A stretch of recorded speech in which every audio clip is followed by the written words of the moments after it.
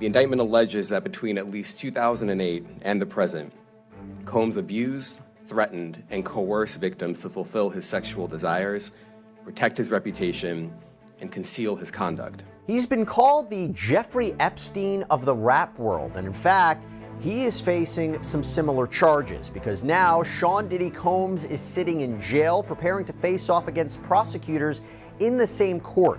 We are taking a closer look at the investigations into Sean Combs and Jeffrey Epstein, as well as what we could potentially expect at trial. And we will make these comparisons with former prosecutors. The controversy surrounding the files connected to Jeffrey Epstein has produced years of debate, investigation, and speculation. Every new document release or resurfaced court record reignites public interest in the network of people who once crossed paths with the disgraced financier.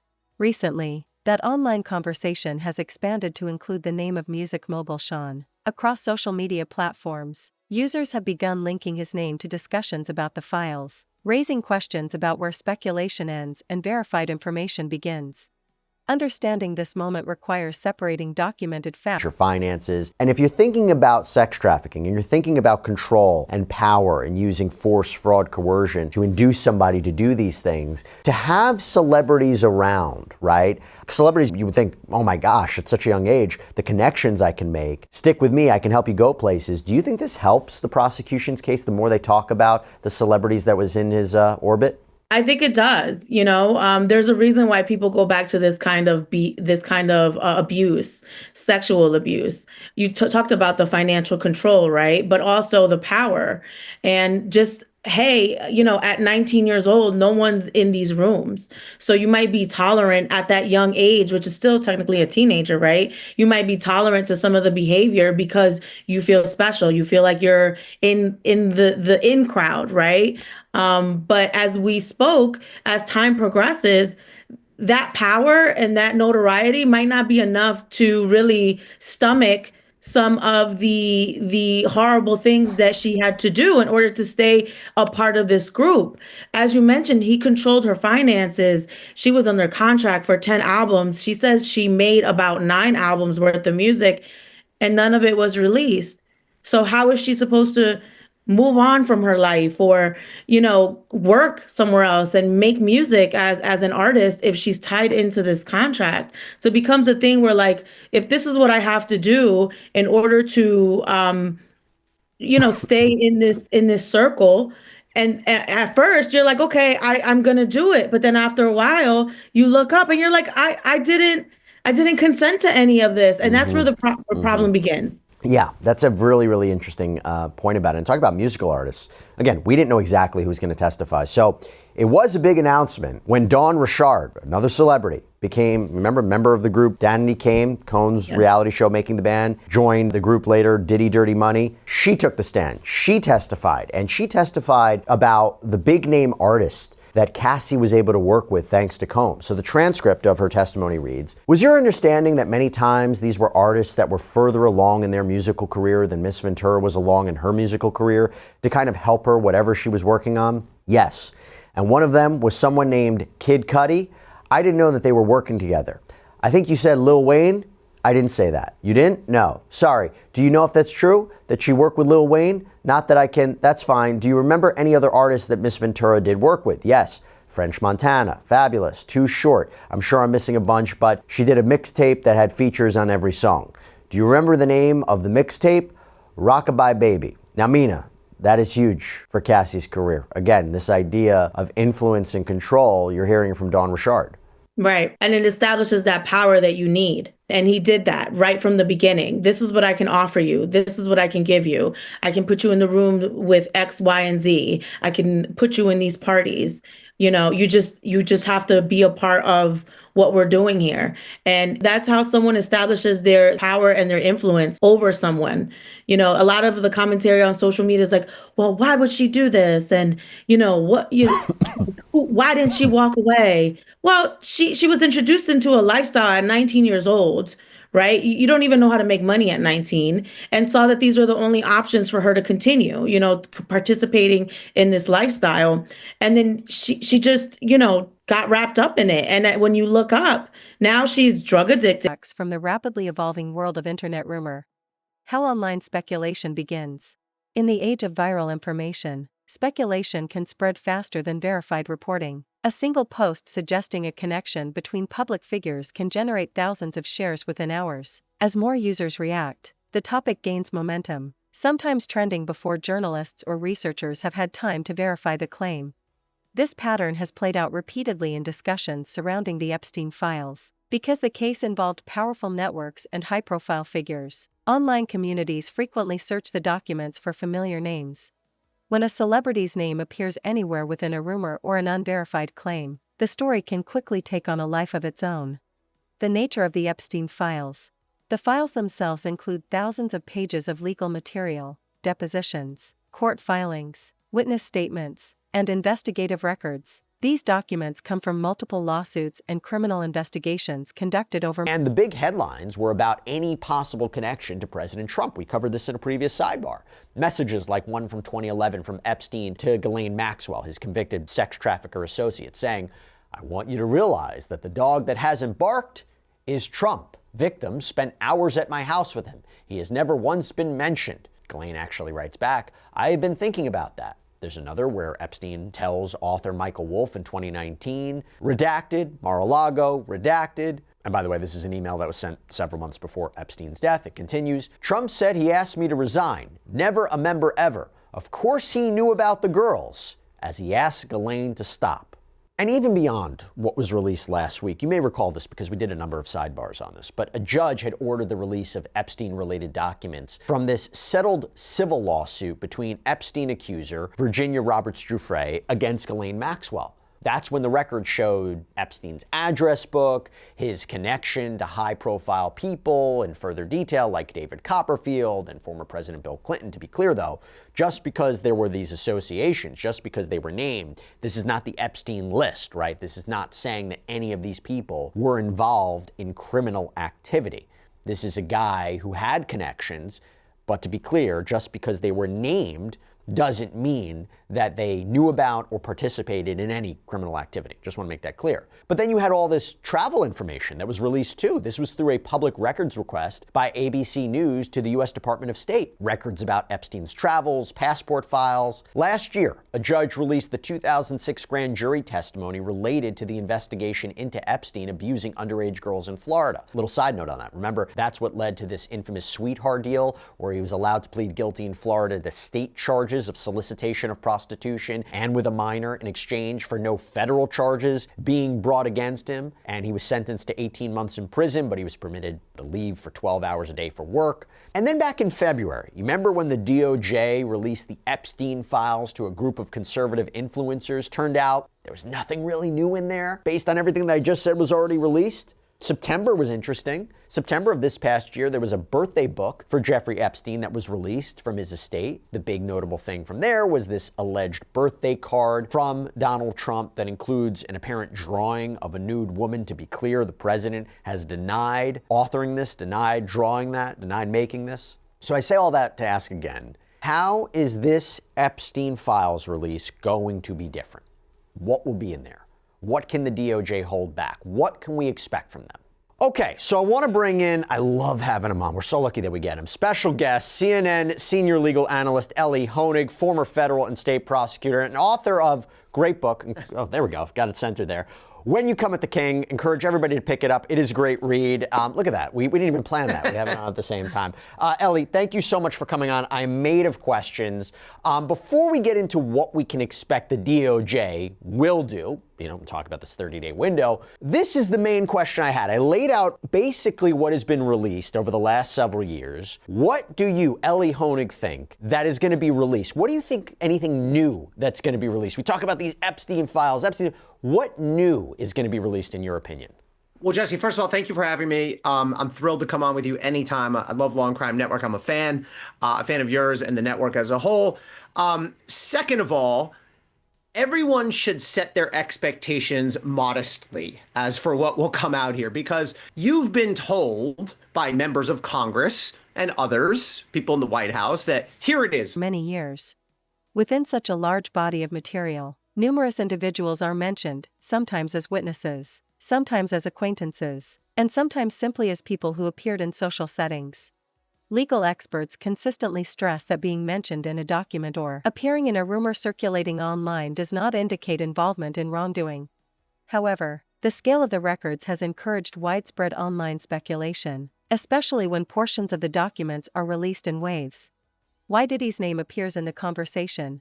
The name of Sean Diddy Combs has surfaced primarily through online discussion rather than confirmed investigative findings related to the Epstein case. Social media users often connect high-profile figures to trending controversies simply because of their visibility in celebrity culture.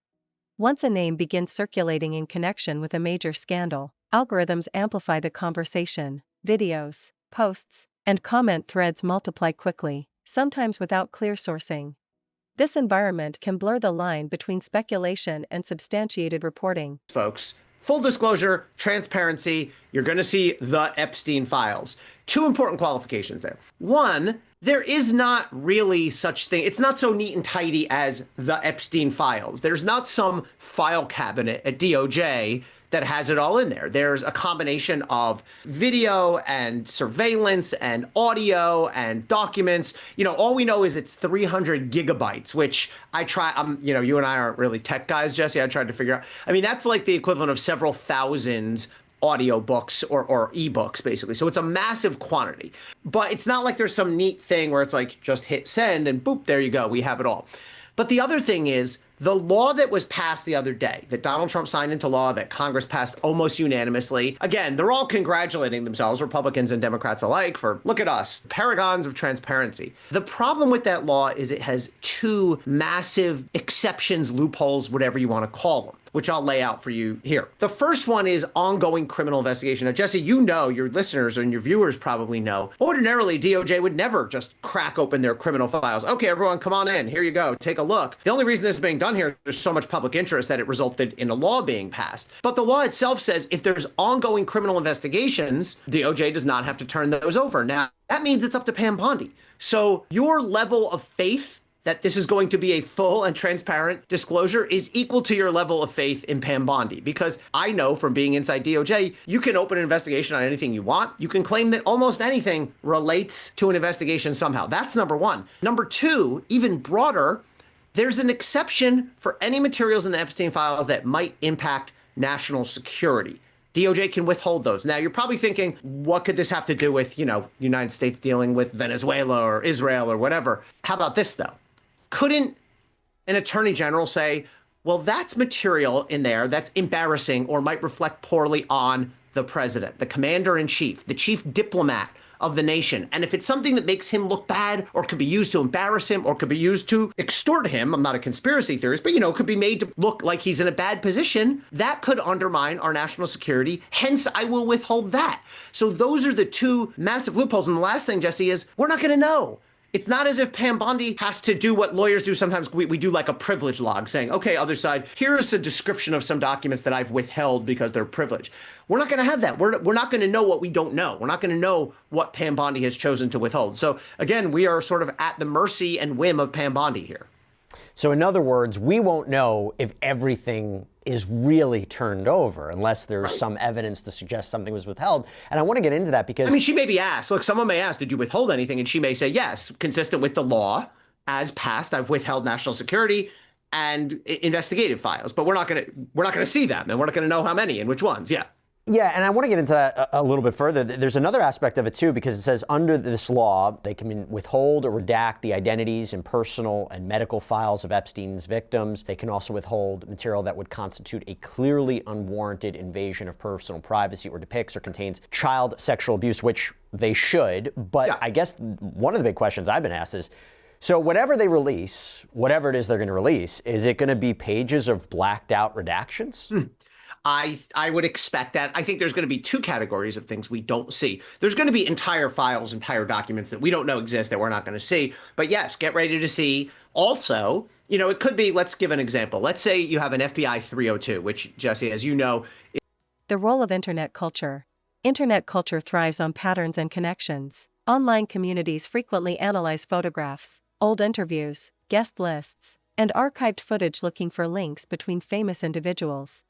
In many cases, these connections are superficial, shared events, overlapping social circles, or simply the fact that celebrities often attend the same public gatherings. Yet when a scandal as large as the Epstein case resurfaces, every perceived connection can become the subject of intense online analysis. The result is a digital environment where rumors and theories spread quickly, even when there is little evidence behind them. Media responsibility and verification. Professional journalists approach such claims differently. Before linking a public figure to a criminal investigation, credible reporting requires documentation, corroboration, and context. In the absence of those elements, responsible outlets treat online speculation cautiously. They examine whether the claims originate from ongoing and wouldn't rule out what might happen with respect to Combs' additional charges or anybody else getting prosecuted. You mentioned comparing the two cases. So Epstein, was accused of operating this sex trafficking network, Combs operating a criminal enterprise that engaged in sex trafficking and violent crimes. So you see the similarities. There was another thing too. And I think it's an interesting component of these federal cases is that Epstein was being prosecuted for conduct from the early 2000s, Combs being prosecuted for conduct all the way back from 2008. Does it make it a tough case for prosecutors to go that far back in time? Well, under the current rules of evidence, and this is an interesting thing. So back when I was in law school, I probably shouldn't even say how long ago it was because I'm going to age myself, but there's a thing called character evidence that goes back hundreds of years. And the general concept is if you've done something bad in the past, it doesn't mean you did something bad this time, and so it shouldn't be admitted against you. Okay, so if somebody, for example, robs banks, and just because the bank got robbed down the street doesn't mean they can just round up the usual suspects. There has to be additional evidence, and you can't simply use somebody's background against them. However, as we've kind of progressed, there are two big exceptions to that have grown in the last 30 years in the rules of evidence throughout the 50 states and also in federal law. Those are sex crimes and domestic violence. And, and I think we all saw this, we kind of went through this as a population. Like I'm not a huge hip hop fan, but I always kind of liked Diddy. I saw him, get him to the Greek, and sure. Yeah. I didn't want to believe it, and I didn't want to believe it in Bill Cosby either, and none of us wanted to believe it in OJ. But my thoughts changed dramatically when I saw that hotel video, and you hear the allegations made by Cassie Ventura, and it's a civil case, right? So. In civil, we live in a litigious society, and what does that really mean? And is this somebody that's going for a money grab, which is what he said? And you just don't know one way or another. And I think it's healthy to keep an open mind and even skepticism when somebody's being accused of something.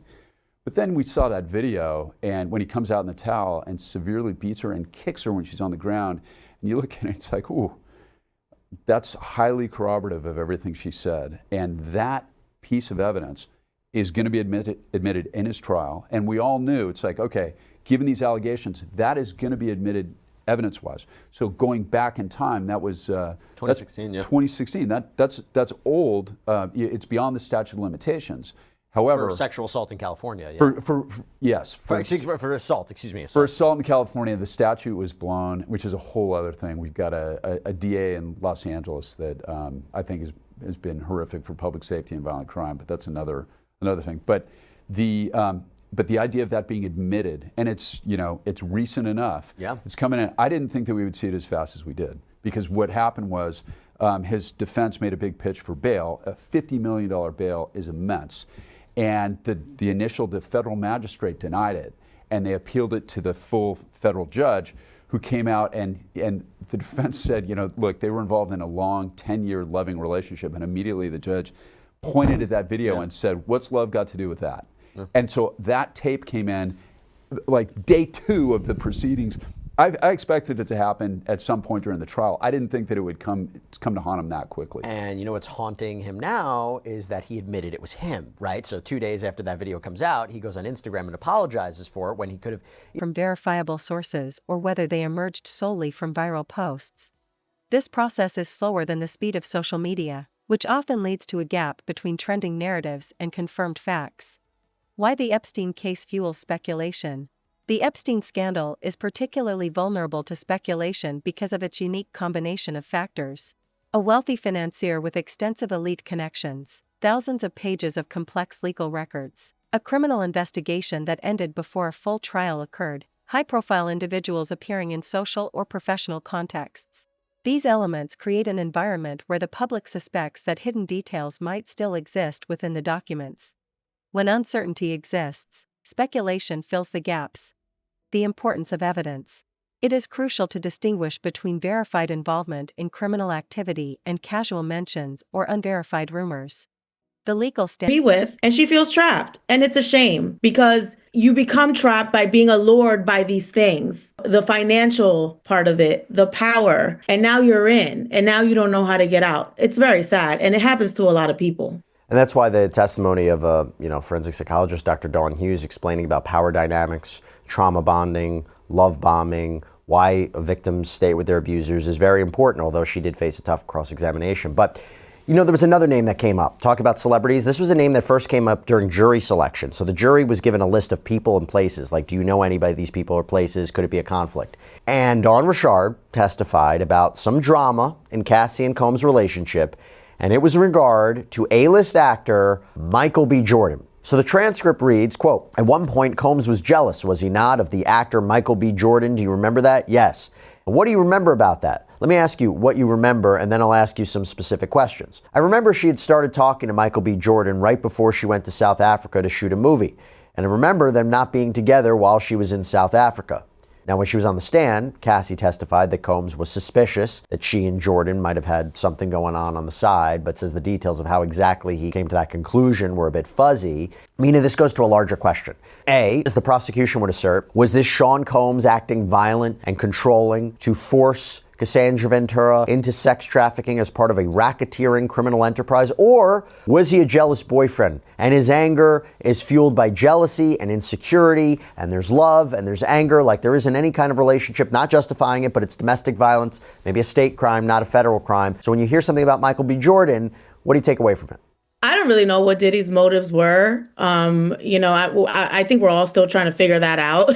But I was very surprised at Michael B. Jordan. And on my radio show, I talked about that extensively. And I kind of gave some theories as to why he might be involved. Now we know Cassie had a flirtatious relationship with him. Maybe, yeah. But I don't know what the basis of the reaction from Combs is. It's to me, it's very puzzling. One of his bodyguards testified that he was in 5 different relationships. So there were 5 different women, and he almost had like a hierarchy to them, right? Kim Porter being his family, the number one. And then he said Cassie was moldable, so it's like, I think we're trying to understand the dynamics here. Was this love? Was this control?